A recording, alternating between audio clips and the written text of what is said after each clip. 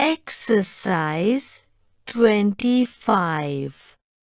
Ready, start. From the materials on record, it is evident that the appellant or plaintiff had a genuine claim, which was considered in great detail by the trial court and supported by oral and documentary evidence. The High Court has not adverted to any of the factual details or claim of the plaintiff except reversing the judgment and decree of the trial court on the principle of estoppel. Though the matter could be remitted to the High Court for consideration in respect of merits of the claim and the judgment and decree of the trial court, inasmuch as the work had been completed in August 1973, final bill was raised on 31st March 1974. An additional claim was raised on 16th March 1976 to curtail the period of litigation.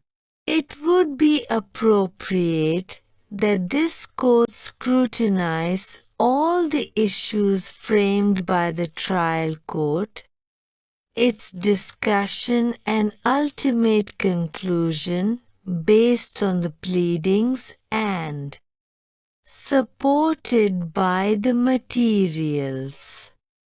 Issue number 15 in the trial court judgment related to estoppel, which has been decided in favor of the plaintiff. In respect of other issues relating to execution of extra work, the trial court based its findings on the materials placed, accepted certain items in toto and rejected certain claims and, ultimately, rightly granted a decree for a sum of rupees to lakhs with proportionate costs and interest at 6% per annum from the date of the suit till realization, and the plaintiff is entitled to the said amount. The impugned judgment of the High Court is set aside, and the judgment and decree of the trial court restored. The issue that falls for consideration in the present appeals is whether the appellant would be entitled for refund of the tax which was paid by him to the seller, in view of the provisions of Section 44 of the Kerala General Sales Tax Act, 1963. One additional issue which was urged at the time of hearing of the appeals and requires consideration by this court is as to whether the appellant would at all be entitled to claim exemption under Section 5(3) of the Central Sales Tax Act, 1956. As at the time of sale, the appellant could not allegedly show any evidence that it was the penultimate sale of tea. The appellants are exporters of tea. The appellant, being the exporter of the aforesaid consignment, claimed for exemption on the ground that the purchase was exempted under Section 5(3) of the CST Act. The said claim for exemption was also found to be genuine by the assessing authority, and was allowed in full. The appellant also made a claim for refund of tax collected from them by the seller at the time of purchase of tea. The said claim was rejected by the assessing authority, and it was held that they cannot claim for refund under Section 44 of the KGST Act since they have not paid the tax to the department, but it was the sellers who have paid the tax, and therefore under the provisions of Section 44 of the KGST Act, the refund that could be made is to the dealer only, and the assessee being not a dealer, no such refund could be made to the appellant or assessee.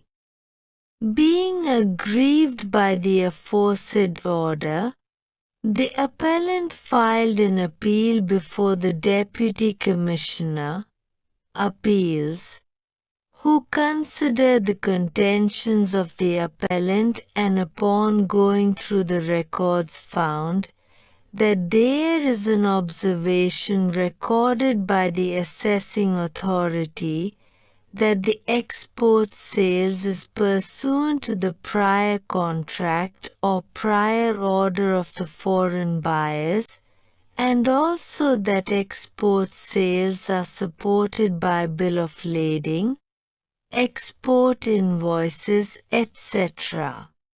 The appellate authority recorded the finding that the claim of exemption under Section 5(3) of the CST Act is envisaged for the penultimate sales or purchase preceding the sale or purchase occasioning the export. However, with regard to the refund, it was noted that the goods purchased are taxable at the sale point, and hence the liability to pay tax is on the part of the seller. Accordingly, it was for the seller to prove that the sales are effected to an exporter in pursuance of prior contract or prior orders of the foreign buyers.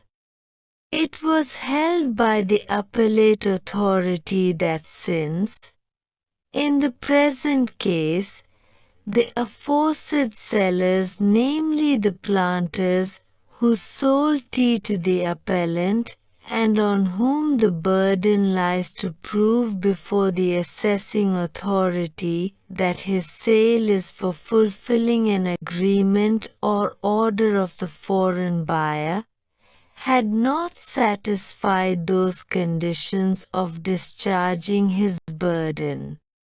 So, the appellant is not entitled to refund.